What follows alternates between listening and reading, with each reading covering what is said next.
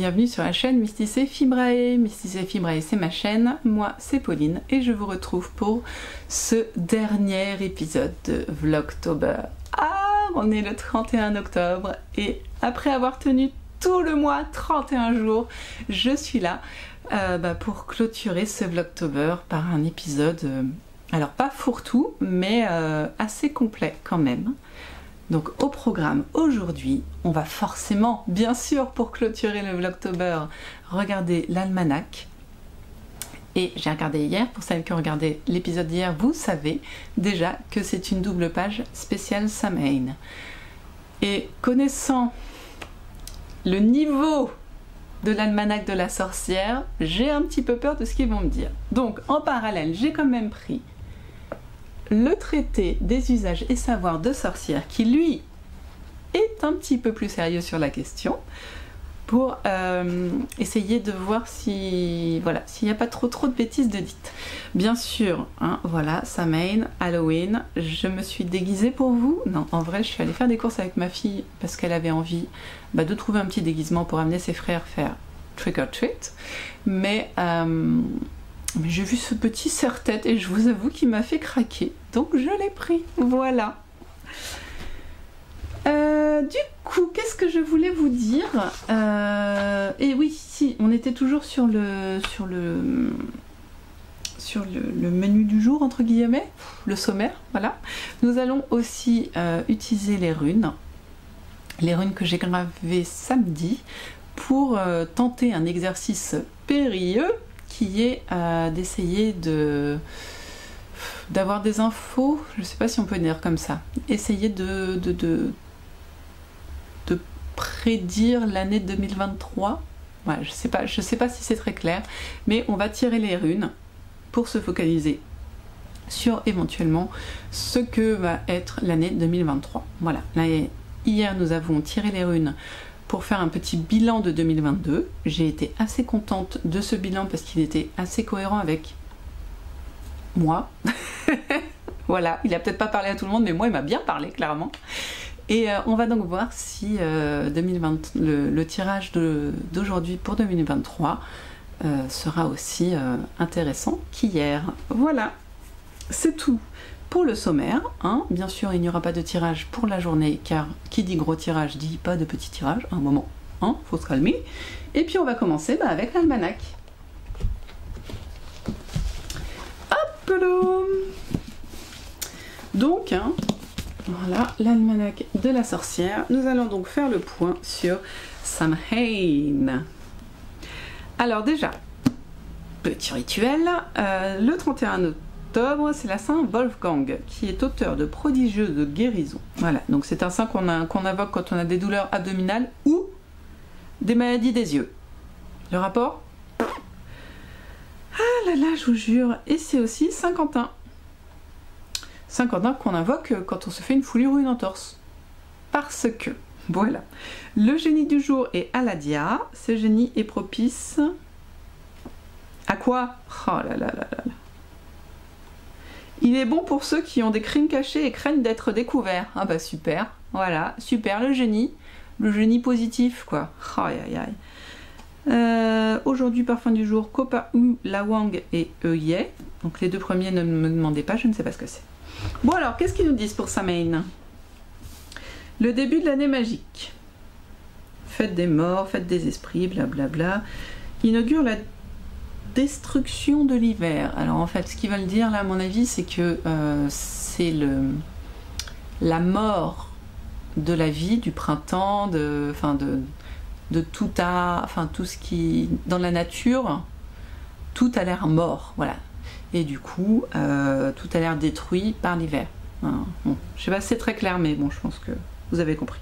Voilà, alors là on part sur un truc, alors je vous le dis quand même. Dans tous les pays d'origine celte, les hommes exécutent la danse des épées, le glaive s'associant à la pelle et à la charrue, symbole de la mort et de l'enfouissement. Mais why? Pourquoi? Par contre, je peux vous dire quand même des choses plus intéressantes là-dessus. Donc, connexion entre les mondes. C'est le sabbat majeur de la roue de l'année. Il marque la fin de l'été et le passage vers la saison hivernale. Nouvel an celtique, c'est ça que je voulais dire. Voilà. Et voilà, c'est connexion entre les mondes, donc les mondes des morts et des vivants. C'est le nouvel an celtique, donc qui représente la mort de la nature, qui pourra mieux renaître en tant que déesse mère au printemps. Voilà. Et c'est aussi un moment idéal pour s'adonner à la divination. Le voile entre les mondes étant affiné, les informations reçues deviennent saisissantes de clarté. Comme quoi, c'est maintenant ou jamais qu'il faut qu'on demande ce qui va se passer en 2023. C'est pas mal aussi d'aller se balader, mais comme vous verrez ce truc, il fera déjà noir, donc on va pas s'embêter à vous dire ce qu'il faut faire aujourd'hui. Voilà. Eh bien, écoutez, j'espère que c'est pas trop fouillis. Je pense qu'il y aura des coupures parce que c'est le bazar, mais voilà. On va donc prendre les runes pour essayer de découvrir ce que 2023 nous réserve. Aïe aïe aïe.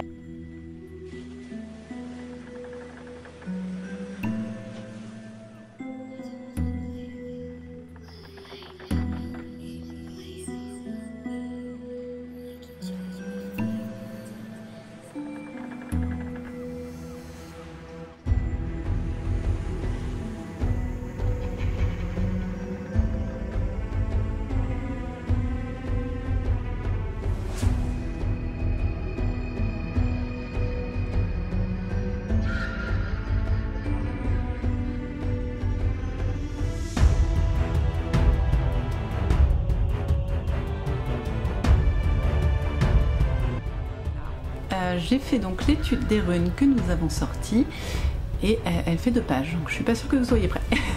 Bon, donc je vous remontre, je vous redis, j'ai choisi le tirage en pentacle aujourd'hui, déjà parce que je voulais vous montrer différents types de tirages.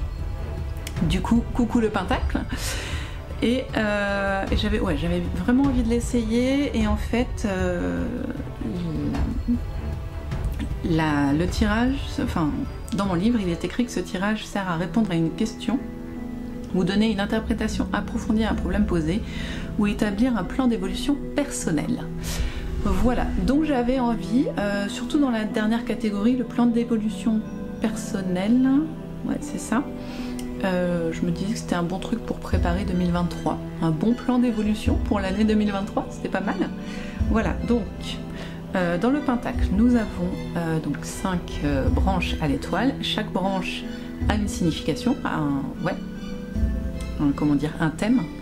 Puis ensuite, il y a le lien entre ces différentes branches, les liens entre ces différentes branches qui sont étudiés et qui ont aussi des thèmes particuliers. Donc c'est ce que nous allons voir. On va commencer par, bon bien sûr, vous avez vu le pentacle tout à l'heure, là, le tirage. Je vous ai fait une jolie image normalement. Et je la laisse aussi quelque part. Là, je pense qu'elle sera là aujourd'hui. Là où il y a de la place, hein, on est d'accord. Pour que vous voyez de quoi je parle en même temps, parce que je vais pas vous renvoyer. Enfin voilà, c'est plus simple. Je trouve ça plus sympa pour vous. Donc, c'est ce que je fais. Donc, si on regarde notre pentacle, nous avons en bas. Alors, je sais pas comment on va le regarder. Je vous ai noté, normalement je vous ai écrit 1, 2, 3, 4, 5, je vous ai écrit le numéro des runes et je vous ai écrit leur nom.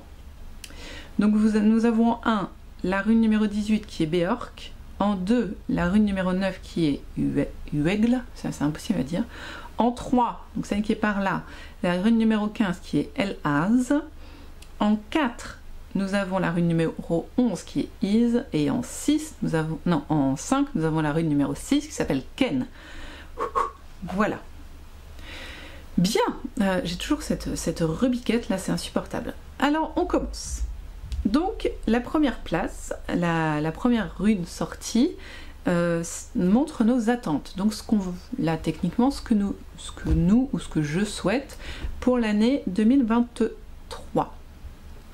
La rune Béorc qui représente le boulot, d'où le B du boulot, hein, et le son B aussi, elle représente la pureté, la renaissance, la nature, La croissance, un nouveau projet, un commencement, et c'est aussi la rune des mystères et des énigmes. Donc bah, c'est plutôt pas mal, il semblerait que je sois en recherche de nouvelles choses, peut-être en renaissance, nouveau projet, ça me parle, commencement, et du coup comme c'est la rune des mystères et des énigmes, peut-être un nouveau projet, mais dans le prolongement de celui-ci, dans la logique des arts mystiques, je ne sais pas. Il semblerait que ce soit, et c'est la rune, c'est vraiment la rune féminine, donc voilà, on est sur un côté très féminin.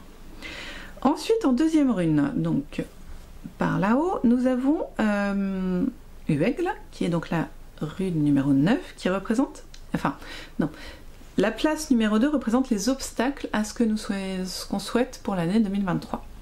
Donc, nous avons là cette rune 9, Uègle, qui elle, son petit nom c'est la règle, la règle, n'importe quoi, la grêle, mais c'est aussi la rune mer.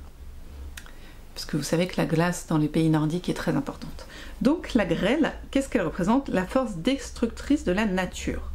Donc on est dans les obstacles, c'est pas déconnant non plus, hein. La force destructrice de la nature, c'est cohérent. Elle représente la confusion et le chaos. Mais petit bémol que je tiens à mettre, même si un obstacle quand même, j'ai bien envie de l'alléger un peu, c'est un processus nécessaire à une régénération, la grêle. Ça bousille tout, mais ça revient toujours après. Voilà, la glace fond, elle donne de l'eau et elle nourrit la terre, hein, on est d'accord?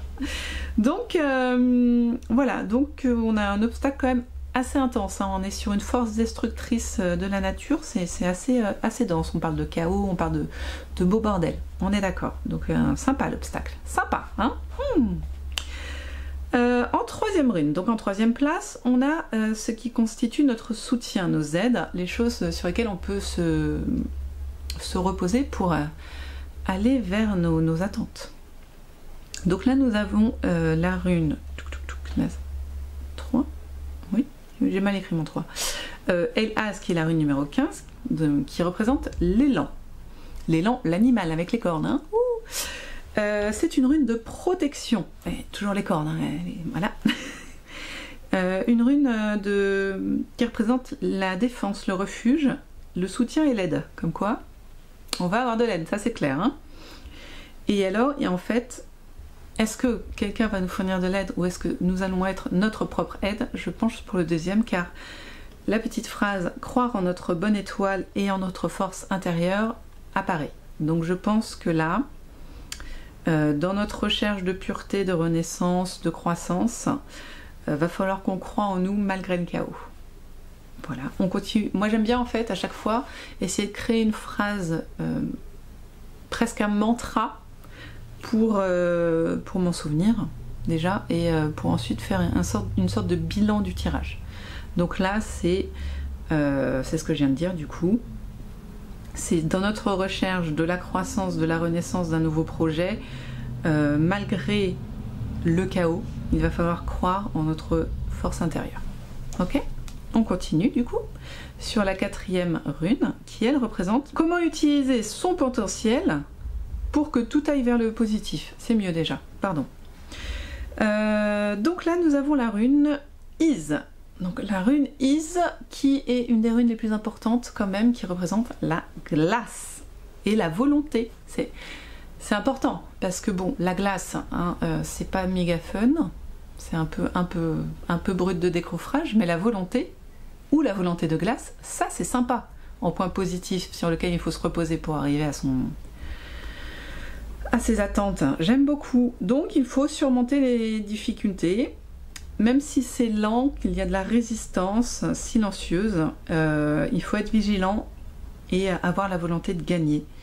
Voilà, donc, sur quoi il faut compter, sur quoi il faut se reposer pour, en plus du soutien, notre potentiel à nous, le nôtre à nous, pas l'extérieur, c'est vraiment nous, ça va être la volonté, et voilà, la volonté, être vigilant, la volonté et la résistance silencieuse, quoi. Prendre sur soi. On est sur du prendre sur soi, hein, là clairement. Ensuite, en cinquième, nous avons le résultat final. Alors là, je change de... C'est Halloween, les enfants sonnent pour avoir des bonbons, le chien aboie. Voilà. Du coup, en résultat, nous avons la rune numéro 6, Ken. Le nom de cette rune, c'est la connaissance. C'est la lumière dans les ténèbres. C'est la capacité à créer un équilibre, à la transmutation et la compréhension. J'aime beaucoup ce résultat. Et je trouve qu'il est assez le reflet du reste de ce tirage qui est quand même pas mal négatif, faut dire ce qui est. Hein. Il s'annonce une année un peu compliquée, mais il y a toujours cette lumière dans les ténèbres qui est super cool. Moi j'aime bien ça. Je sens qu'il va falloir qu'on s'y accroche à la lumière dans les ténèbres. Et cette idée d'équilibre est assez intéressante aussi. J'aime bien l'idée de l'équilibre par rapport à l'iceberg justement, par rapport à... Enfin l'iceberg, à la glace. Par rapport à tout le reste, c'est plutôt pas mal. Donc si je fais... Après on va aller sur les liens entre les différentes runes, mais déjà, sinon on se fait juste une petite phrase avec ce qu'on a déjà étudié. Ça serait que ce qui est souhaité pour 2023, ce serait un nouveau projet, un commencement, peut-être en rapport avec les mystères et les énigmes, qui sait, mais en tout cas une nouvelle chose à créer, qui serait entouré de chaos finalement, enfin, qui serait vraiment gêné par le chaos, la confusion. On va rester, j'ai pas très envie de penser à la force destructrice, donc on va rester dans le chaos, c'est assez vague, voilà. Mais malgré ce chaos, il va falloir qu'on croie en nous, en notre force intérieure et en notre volonté pour atteindre la connaissance et la lumière dans les ténèbres. Voilà. Bien. Donc c'est pas méga fun, hein. C'est moins fun que l'année 2022 clairement, mais bon. On va essayer de lire les références entre les différents axes et puis ça va mieux se passer, ok? C'est pas dit, hein, parce que je l'ai fait tout à l'heure, c'est pas ici. Donc entre le 1 et le 2, ça représente l'aspect actuel et l'origine de là où on est. En gros, là où on est par rapport à 2022, hein, enfin 2022 par rapport à 2023, on est sur un début de projet, une nouvelle vie, on cherche à faire peau neuve après la destruction et le chaos. Donc là en fait j'ai pris les deux runes et j'ai essayé de les mettre ensemble. D'une manière, enfin je sais pas, je saurais pas dire si c'est vraiment ça, mais j'ai essayé. Je vous avoue que j'ai eu du mal sur cette partie-là, jusqu'à ce qu'il y ait un petit déclic se fasse sur le 1 et 4 je crois. Les deux premiers, j'ai eu un petit peu de mal à les mettre ensemble, coller Beork et Uegle, ça n'a pas été simple. Donc j'ai essayé de prendre des points qui les réunissaient un petit peu dans le thème de l'aspect actuel, comme je le ressens. Donc voilà. Donc on est sur un début de projet après une destruction. Voilà, c'est comme ça que je l'envisage en tout cas. Après, le lien entre le 3 et le 4, là c'est les manifestations des événements actuels. Donc, on va dire que le 1-2 c'est de là où on part, et le 3-4 c'est le présent, 100% présent avec les activités du présent quoi. Donc là on est déjà moins bien, on est dans une phase de vulnérabilité, d'illusion, de malentendu, avec des événements qui sont plutôt lents et une perte d'énergie. Après c'est cohérent parce qu'on arrive sur une période automnale, quasi hivernale, normalement le temps va se fraîchir, on va avoir envie de faire moins de choses, donc moins de création, c'est pas déconnant non plus. Et le mauvais temps crée la vulnérabilité, donc why not, ok? C'est pas si grave. Ensuite, l'axe 1 et 4 nous montrent nos atouts. Alors ça, c'est sympa ça. Entre Beork et Ys, qui est quand même une des runes les plus puissantes, c'est bien qu'on ait ces atouts-là. Et alors là, c'est génial, parce que nos atouts, c'est une période fertile à la création. La pureté, les mystères, les énigmes de la nature, à se recentrer sur soi, à être vigilant. Et il faut faire attention, être calme, et être dans une résistance silencieuse. Ça, c'est nos atouts. Donc, nos atouts vont être, si j'essaye de résumer ce que j'ai écrit, parce que c'est pas toujours très clair, la pureté, notre capacité à nous recentrer sur soi et à être vigilant, et à être dans la résistance silencieuse. Et à être calme. Voilà, je pense qu'on est... Ça va être les atouts. En gros, va falloir être dans l'attente et dans la... pas la passivité, mais vous voyez, pas trop dans l'action, je pense. Il va falloir se centrer sur soi et puis laisser couler les événements, pas foufou quoi. Ensuite, l'axe 2-3. Ce qu'il faut travailler pour que tout se passe bien finalement. Donc le 2-3, on est sur Hueg et El Az.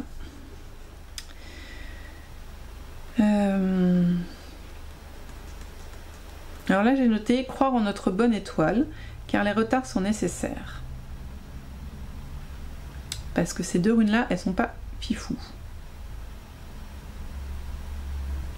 Il y a une restructuration. Oh là là. C'est pas facile. J'ai vraiment eu du mal sur les liens entre les deux. Autant le premier il est venu assez facilement, vous avez vu j'ai créé les phrases, autant les liens entre les deux à chaque fois j'ai vraiment beaucoup de mal parce que je vois pas bon. Et ensuite, alors là, pardon. Donc après on passe au lien entre le 1 et le 5 et le 4 et le 5 qui sont la dynamique de l'évolution et les étapes spirituelles pour parvenir à ce que tout soit positif on va dire. Et là, il y a eu quelque chose. Quelque chose est apparu. Les runes ont parlé entre elles. Donc a priori, pour que tout se passe bien, il faudrait que je sois dans l'apprentissage des mystères, pour le lien entre le 1 et le 5, et pour le lien entre le 4 et le 5, on est plutôt dans le développement de ses aptitudes, l'observation, l'étude de son moi profond et se recentrer sur soi. Voilà. Donc là, j'ai trouvé quelque chose qui pouvait être cohérent. J'étais contente. Voilà. Donc les liens entre toutes ces runes, c'est pas fifou, on est d'accord. Mais pour finalement, moi je vais rester sur ça, sur le Ken, le 6, qui est la lumière dans les ténèbres. Donc, si je résume, j'ai pas encore tout à fait le level, je pense, pour comprendre parfaitement les axes. Mais pour comprendre le tirage en étoile de Pentacle, du coup, je crois que j'ai plutôt réussi. Donc surtout, si vous avez envie de le refaire, n'hésitez pas. Je vais peut-être noter un pentacle avec les points principaux, je sais pas. Ça, je pense que je vais le couper. Donc voici le tirage sur le pentacle. Donc vous avez le choix de prendre uniquement les runes, les unes suivant leur place, et d'interpréter ça, ou alors d'interpréter les liens entre les différentes runes suivant les traits du pentacle. Voilà. J'ai fait n'importe quoi. Attendez, hop, hop, hop, hop, hop. Ah, c'est mieux. Voilà. Et ça, c'est pas forcément simple de réussir à trouver des liens entre différentes runes, mais ça peut quand même apporter des...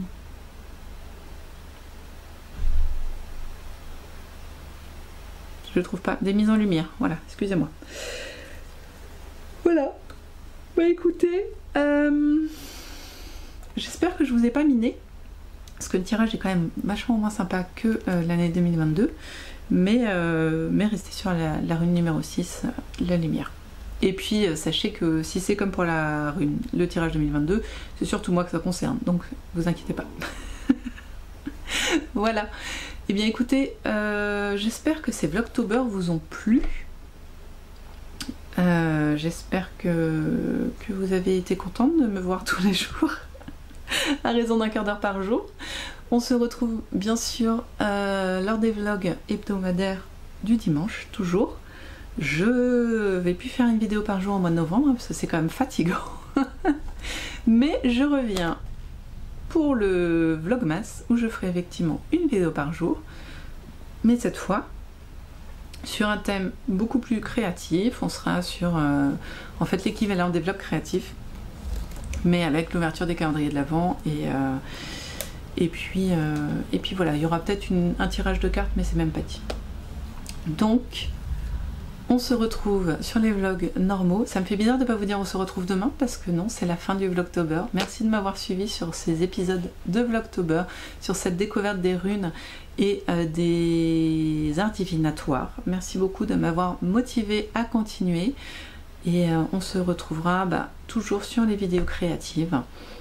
Et à très bientôt. Merci d'avoir suivi cet espace mystique dans la chaîne Mysticé Fimrae. Au revoir.